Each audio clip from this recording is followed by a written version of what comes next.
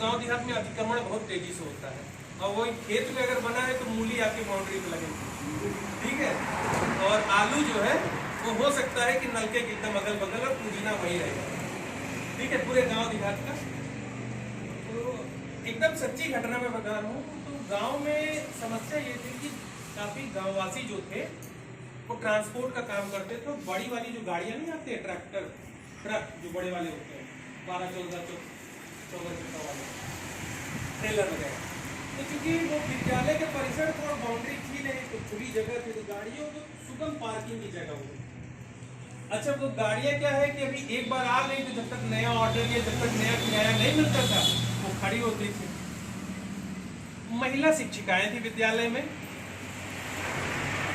बहुत प्रयास किया गया कि वो गाड़ियां ना खड़ी हो, क्योंकि बच्चों को खेलने में सुविधा होती है, बच्चों को विद्यालय आने में सुविधा।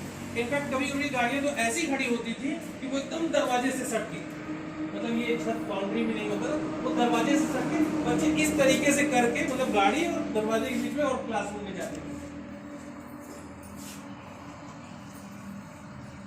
जो हमारा सामाजिक ग्रुप बनता है, ऐसे महिलाओं का ग्रुप बना, एक महिला प्रधान हुई, उसने खुद से संज्ञान लिया, क्योंकि महिला शिक्षिकाओं ने बहुत प्रयास कर लिया था, कंप्लेन कर दी, बीएसए को बता दिया, डीएम को कर दिया, लेकिन जिस दिन डांट डपट पड़ती थी उस दिन गाड़ी हट जाती थी, फिर उसके दूसरे दिन गाड़ी खड़ी हो जाए। तो महिला प्रधान ने अपना एक सामूहिक ग्रुप बनाया जिसमें सभी महिलाएं और विद्यालय लेके आई। उसने कहा कि देखिए, अपने नए नए प्रधान बने, बहुत ज्यादा हम आपकी आर्थिक मदद नहीं कर सकते कि इमीडिएट आपकी बाउंड्री हम बनवा दें, तो क्या कर सकते हैं। तो एकदम ठेठ लैंग्वेज में कहें, मैडम जी हम एक काम कर सके था, आपको 300 पेड़ दे सके,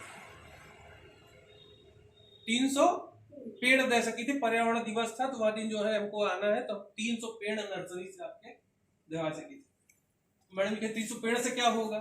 मैडम जी हम जो जो कहा थे बस आप करत जाए, 300 पेड़ से वो बाउंड्री लगवाई गई, बाउंड्री पे 300 पेड़ लगवाए गए। हर पेड़ पे मतलब जैसे आप लोगों ने देखा होगा तेल वाला, ठीक है, तो एक टीना को फाड़ करके बैक साइड में जिसको पेड़ बनवाया गया डबल से, और उनमें मतलब उसमें लिखा गया मैडम जैसे उसकी एक वो टेम्परेरी उन्होंने पेड़ गाय गोरू ना खाए, उन्हें जानवर ना खाए, तो एक जाली बनाई गई और उस पर टीना फाड़ करके छोटे छोटे टुकड़े बनाए गए, और टुकड़े में लिखवाया गया मन्नू सिंह की बुआ श्रीमती फला के हाथों इस पेड़ को लगाया गया है। पेड़ को क्षति पहुंचाने से पहले मन्नू सिंह की बुआ का ध्यान जरूर कर ले। पूरा कोटेशन। आपको मैं बताऊं कि घटना आज से 4 साल पहले की है। 107 मतलब पेड़ों के साथ आज उनकी बाउंड्री समृद्ध बाउंड्री है, आज भी पक्की बाउंड्री नहीं है।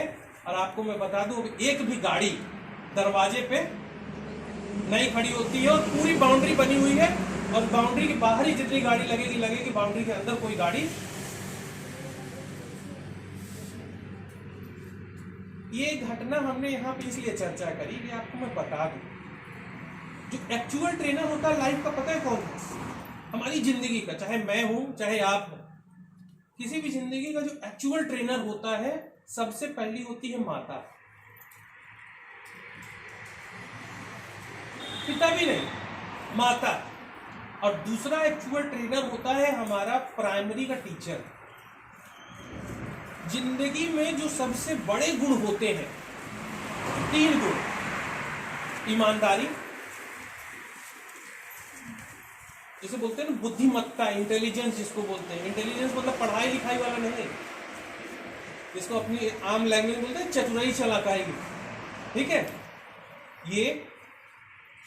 और एक जो ऊर्जा होती है ना किसी काम को करने के संदर्भ में, और दायित्व लेने वाली, ये तीनों चीजें हमें मिलती हैं हमारे परिवार से और प्राइमरी स्कूल से। अब परिवार में सबसे जिम्मेदार व्यक्ति कोई अगर होता है, हम सभी काउंट नहीं करते, रोटी तोड़ना सबसे पहले हमको कभी पापा नहीं सिखाया। कपड़ा पहनने की तहजीब तरकीब पापा ने शायद नहीं ध्यान दी हो। पैर छूना, किसी के आने पे आदर सम्मान करना हमको पापा ने कम, हमारे प्राइमरी के शिक्षक और माता ने ज्यादा सिखाया है।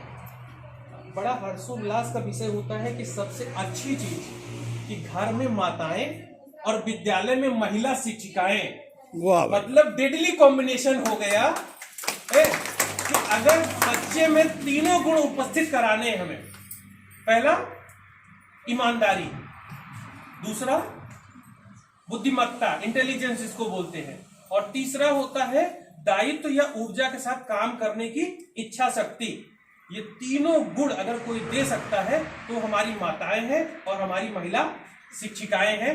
तो ये आप सबके लिए बड़ा अच्छा विषय है कि हमारे विद्यालय में महिला शिक्षिकाएं बच्चों को शिक्षित करती है और इसका पूरा दायित्व आप अगर घर में उठाएं। इस पूरे कोरोना काल में सच पूछिए तो हमारे जहन में कुछ भी नहीं था कि बच्चों तक कैसे पहुंचा जाए। बच्चे वापस आएंगे, बच्चे वापस से पढ़ना सीखेंगे और बच्चे कुछ सीख के आएंगे। तो इसमें सबसे बड़ा दायित्व अगर किसी का रहा है और किसी ने सबसे ज्यादा सहयोग किया है बच्चों का और किसी ने सबसे ज्यादा प्रोत्साहित किया है बच्चों को कि वो पढ़े, वो सीखते रहे, वो जानकारी को एकत्रित करते रहे, तो वो है हमारी माताएं। तो एक जोरदार ताली हो जाए हमारी माताओं के लिए।